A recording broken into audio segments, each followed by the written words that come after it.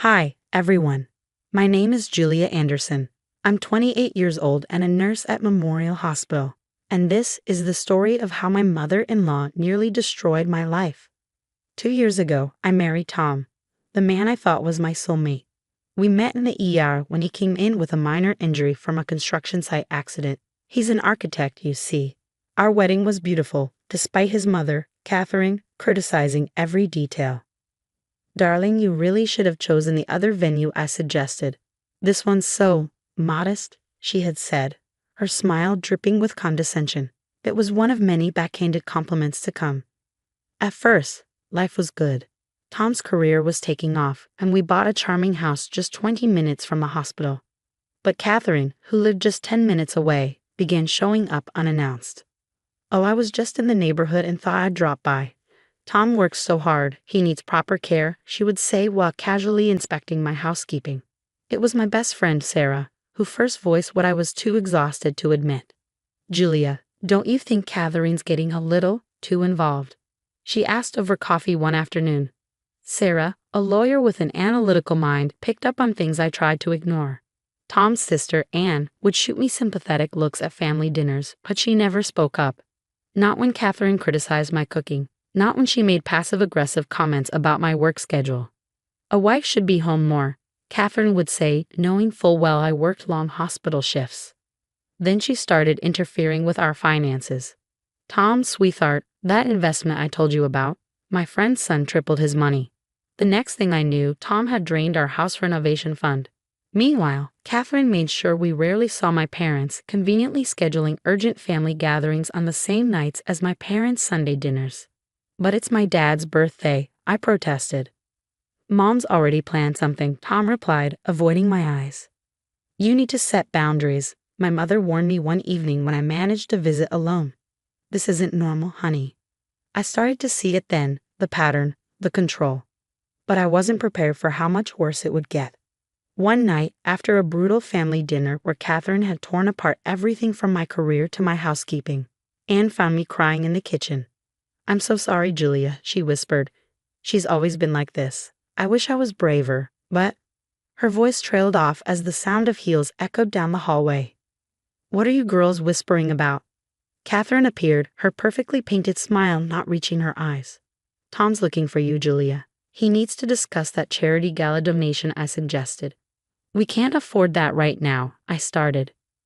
Nonsense, she said, waving a manicured hand. Tom knows what's best for his career. Don't be so controlling, dear. I watched as my husband signed another check, right after telling me we had to postpone our vacation due to budget constraints. Sarah's words from earlier that week rang in my mind. This isn't just about money, Julia. She's isolating you. Classic manipulation tactics. I wish I had truly listened then, because what came next was far worse. It started with a fever, a cough.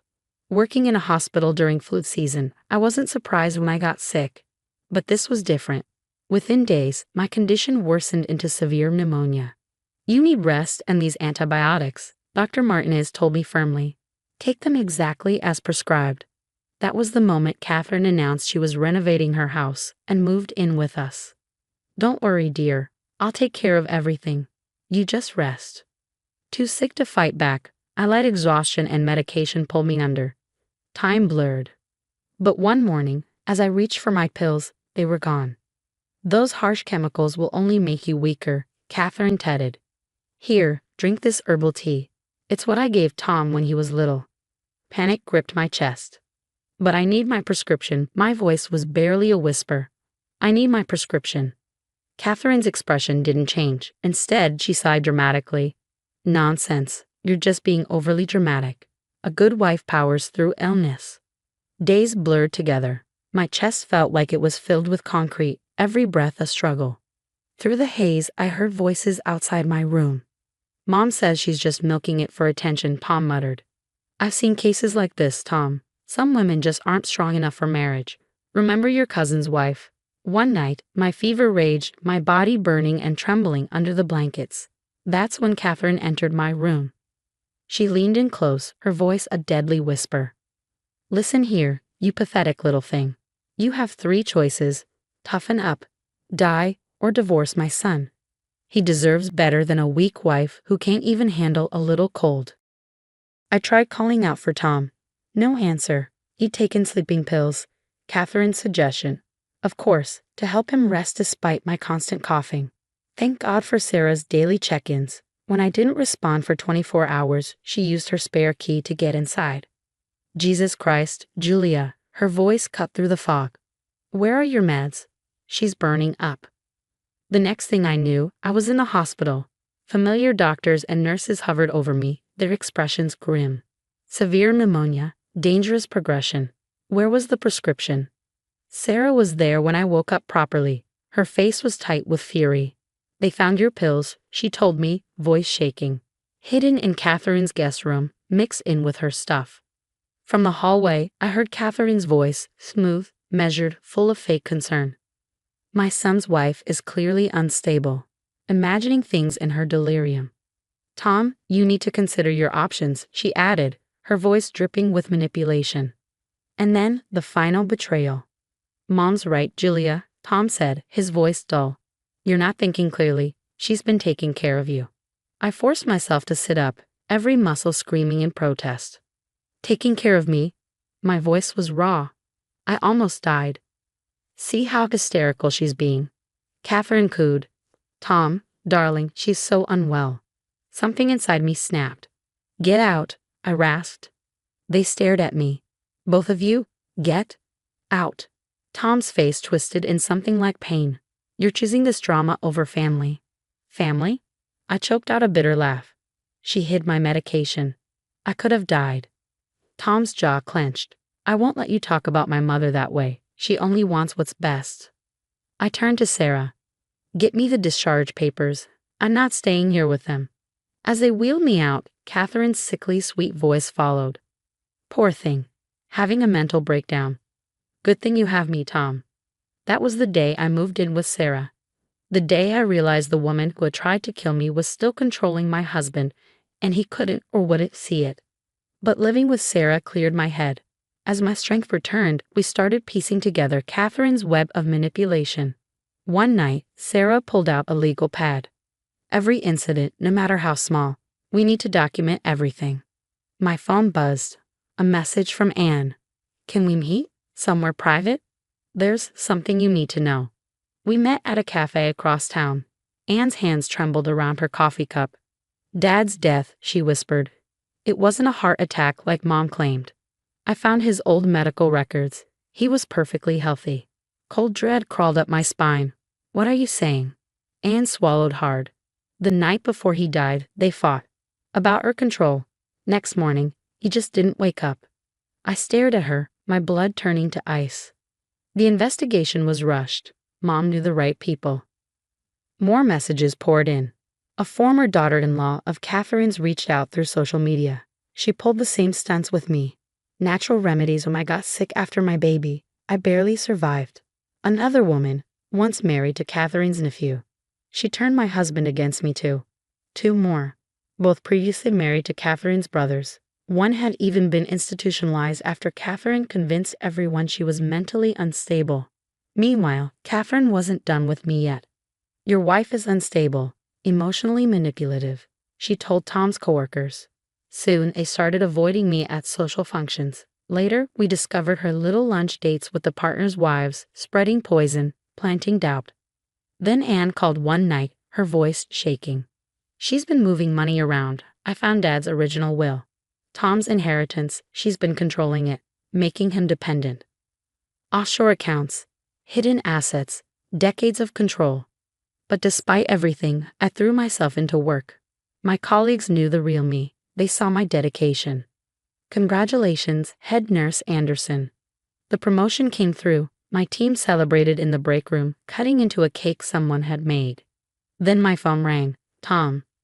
Your wife's success reflects poorly on you, I heard Catherine say in the background. A husband should be the primary achiever. She's emasculating you. The next morning, a text from Tom. I want a divorce. Mom's lawyer will contact you. Sarah scanned the message. She's pushing him to file first. Makes you look like the guilty party. Then more revelations. She's been badmouthing you to the hospital board, Sarah said, trying to sabotage your promotion. She did the same with me, Anne admitted. Any time I showed independence, she tore me down. But watching what she did to you, I can't stay silent anymore. Then Tom's company launched an investigation. Catherine's networking had gone too far. She was no longer just the overbearing mother-in-law. She was a liability. But she wasn't done. My phone buzzed. Another unknown number. The voice on the other end of the call was calm, measured. I was their family lawyer, the man said. I can't stay silent anymore. What happened to Mr. Peters? Catherine's involvement. I've carried this guilt too long. Anne sent more documents that evening. Bank statements, letters, evidence of a pattern spanning decades. Catherine hadn't just controlled people.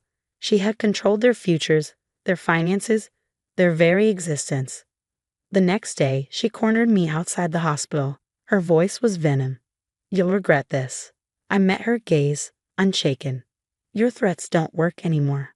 She stepped closer. No one leaves my son. No one exposes my family. I smiled coldly. I'm not dying or divorcing on your terms. She didn't realize it yet, but her empire was already crumbling. And then it all unraveled, faster than anyone expected. Her attempt to transfer Tom's inheritance using forged signatures triggered an internal review. The bank manager's voice was sharp when he called her in. Mrs. Peters, these signatures don't match our records. That was all it took, a single spark to ignite the wildfire.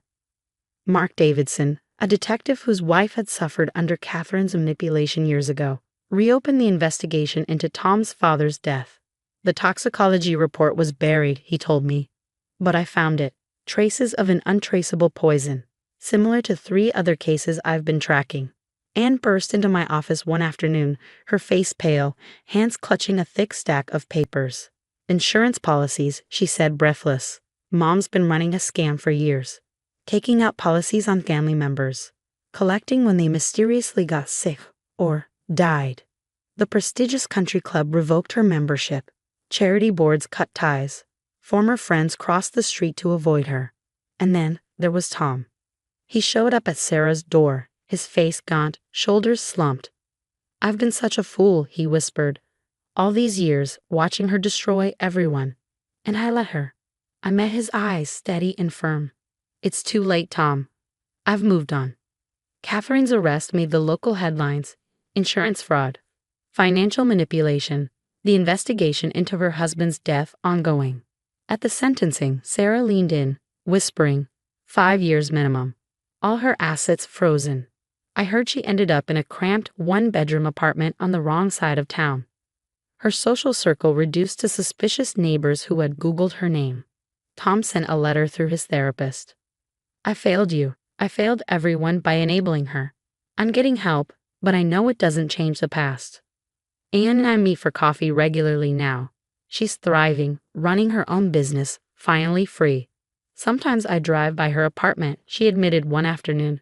She just sits at the window, watching people live their lives. My promotion to director of nursing came with a corner office. That's where I met James, the new hospital administrator. No manipulation, no power plays, just genuine connection. Last week, I received the Healthcare Leadership Award. As I walked to the podium, I spotted Catherine standing in the back.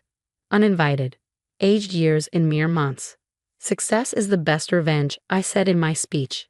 But healing is the greatest victory. James squeezed my hand. Sarah cheered from the audience. Anne beamed with pride. I heard Catherine slip out during the standing ovation. Back to her empty apartment, her empire reduced to silence. That night, surrounded by friends and love, I realized she hadn't broken me. She had revealed my strength. I didn't just survive. I thrived. Let her watch from her window as life moves on without her. Because my story isn't about her anymore. It's about rising above toxicity, breaking a cycle of abuse, choosing joy. Tom sent one final text. You deserve better. I'm glad you found it. He was right. I found myself, and that's worth more than revenge ever could be. What would you do if you discovered someone you loved had been manipulated into enabling abuse? Would you give them a second chance, like Tom wanted? Or would you stand firm and walk away like I did? Sometimes, love isn't enough when trust is shattered beyond repair. If my story resonated with you, Share your thoughts in the comments below. Don't forget to like and subscribe for more stories about overcoming toxic relationships and finding your strength. Together, we can help others recognize the warning signs of manipulation before it's too late. Stay strong. Stay true to yourself.